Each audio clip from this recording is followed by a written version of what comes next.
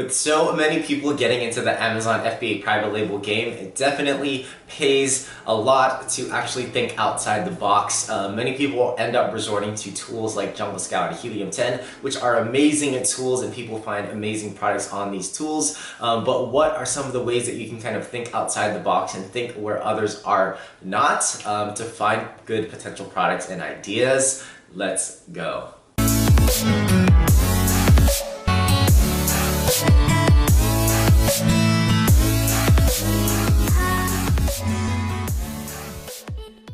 What is up, guys? Welcome back to the Prestige Amazon FBA YouTube family. If you guys are new to the channel, welcome to the family. If you guys don't know me, my name is Andy. I've been selling on the Amazon platform for a few years now, and I currently release videos twice a week on Amazon FBA specific topics. So if you guys are new to the Amazon space or selling for a while, definitely consider subscribing because everything I release is Amazon FBA specific. And if you guys have an Instagram, I release the daily content on there as well. You can find that at the official Andy Lamb. And if you guys do have a Facebook, I do have a Facebook group that's growing on a daily basis. Definitely go check out Prestige Amazon FBA Mastermind. But again, I have that all down below. Direct links in the description. I also have a cheat sheet for if you guys are new or veteran sellers. I also include a step-by-step process for how I vet very trustworthy sellers and suppliers on the Alibaba platform, as well as a very fast way to get reviews in 2020. I include all of that in the cheat sheet. And as well as every single video, I do give out a free 30-minute coaching call. So definitely stay to the end of this video to figure out how you can be entered into winning that. So if you're anything like me and you've done product research, chances are you've flocked to tools like Helium 10 and Jungle Scout, for which I use on a daily basis, which are amazing tools. And if you started Amazon FBA private labeling and you're not using these tools yet, what are you doing? You definitely need at least one of these tools. These are the two tools that I highly recommend. Jungle Scout is definitely amazing, so is Helium 10. And if you guys want to try these out, if you guys haven't tried them out already, or if you guys want further discounts on the trials that you have, definitely check out the discount codes below for the Prestige family. I have 50% off codes for each of these tools. But seriously, if you guys are selling on Amazon, you definitely need these tools, because I honestly have no idea what I would do without these tools. They have saved me so much time. And before any of these tools existed, when I was just first starting to sell on Amazon, I was using about 10 different tools to do everything that these two tools have, or these two softwares have. I can't talk, but definitely consider using these tools because they will pay off tremendously in a short amount of time. So highly worth the investment. But as mentioned, with everybody using these types of tools, sometimes it pays to think a little outside the box. These tools, using these tools, I still find very profitable products and profits that I get into personally. But sometimes I like to browse other websites, browse other applications and tools to see what other people are not doing, to see where I could expand my research potential and see where I can get, juicy ideas to move forward with on products that other people aren't really finding. So with that said, there's a couple sites that I routinely check. Sometimes I'm just bored, sometimes I want to dive into product research, and sometimes I just want to expand, as mentioned, where other people aren't. So what is one of the first sites that I typically search, and that is actually the Alibaba site. Now typically the search process and procedure for new people starting to get into the Amazon space is to use these research tools like Jungle Scout and Helium 10 to basically scour the Amazon platform for any potential products that fall within their criteria, their search criteria, or the filters, whatever filters that they set. And then they move on to Alibaba to see what suppliers are, or see which suppliers are supplying the product that they had found on the Amazon platform. But one of the research methods, and if you have seen my research methods series, if you have not, definitely go check that out. But this is one of the research methods that I highly recommend.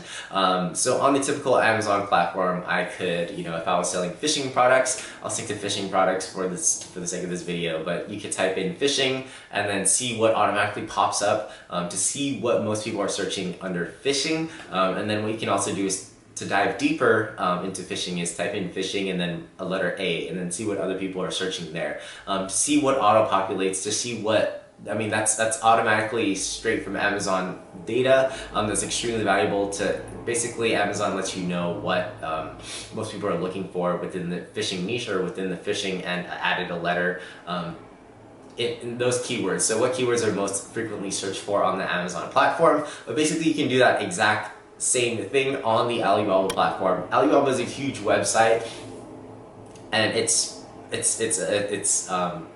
nationwide, or not nationwide, it's worldwide. So it has even more data in comparison to Amazon, I would say, or it's on a comparable basis, but you can do the same research method. So if you're searching up fishing products, go onto Alibaba platform, type in fishing, and you'll get the same auto population of most searched keywords. So you can definitely do the same thing. Well, I really can't talk today, but you can definitely do the same thing and do your product research that way. A lot of people that I talk to aren't doing this, and I've definitely found good potential products doing this. So I highly recommend it. If you guys haven't checked it out, definitely check it out. I'm sure it'll spark new ideas for you guys. So a second tool that I routinely check, not because I'm an avid shopper, but sometimes I just like to browse this application. But this application is called the Wish app, and it's also a Chinese-based app, a shopping app or application that you can download onto your phone. Very quick and easy to use. Can be a very addictive shopping application. But basically the same type of research method that you can do on the Alibaba platform, you can also do on the Wish app, but this is also strictly for, or primarily for, consumers who are purchasing not in bulk. So what you can do is download the Wish app, and say you are interested in selling fishing products. So you would type in fishing into the Wish app as well, search, and then it'll auto-populate some of the most searched for items, typically in that order. And one of the benefits of using the Wish app, I almost said fish app, but one of the benefits of using the Wish app is it also tells you the demand for the most part. So it'll show like a fishing lure, and then it also say like 10,000 people bought this, or 50 people bought this, or 5 people bought this. This is highly valuable information, just because you automatically know that people have purchased this. And what you can then do is basically see what the main keywords are, kind of guess what the main keywords are, and you can do the back-end research for what the main keywords are using Jungle Scout or Helium-10, and then search this product on Amazon, check the demand, check the keyword search volume, see how much people are making and selling within this product, and then if it's a good product that you had found on Wish, you can definitely pursue it on Amazon, and then back to Alibaba to find a sourcing agent. And you guys get the idea. But basically using Wish as a shopping application, but also as a research application, is extremely valuable. So hopefully you guys find that useful as well. And one of my third and most favorite ways to kind of do product research and just get my brain juices flowing and get out of the norm for where people are usually thinking, and just seeing what other people are innovating, is checking out sites like Indiegogo and Kickstarter. And if you're unfamiliar with what these sites are, they're basically crowdfunding sites for people where people can basically post their ideas, post things that they've created, invented, revolutionized, innovated. Basically people just post all of these ideas, and then they post a deal, and people can kind of fund their ideas by buying a product. So I just came across something where it was like a new reinvented model of the electric scooter that can kind of self-stand on its own. But basically they were selling models of the actual scooter for $300 to $400, and then you could basically pay upfront to reserve a scooter, but then that money would go to actually further R&D, production, X, Y, and Z. So basically, if you don't have the initial funding, you can definitely post your items up there. But I like to just browse these listings every once in a while to see what people are doing, see how people are innovating. If you're selling a fishing product, for example, back to the fishing product, if people are selling an electric lure or a self-moving lure, and you definitely want to get into something like that, I highly wouldn't recommend you just copying whatever they're posting. One, because that's kind of shady. Two, because possibly it's already patented and trademarked or whatever. So you definitely don't want to be stepping on people's toes when they're basically asking for help. A good thing you can do is kind of take ideas to kind of spin off what they've already produced, or what they are talking about in their Kickstarter or Indiegogo. So definitely a good way to kind of just think outside the box, see what other people are thinking, and seeing how you can kind of differentiate, because differentiation is extremely important in the private label game, especially in 2020. Seeing how you can use these ideas to differentiate from what's already on the Amazon market, for you to kind of just stay ahead where other people aren't.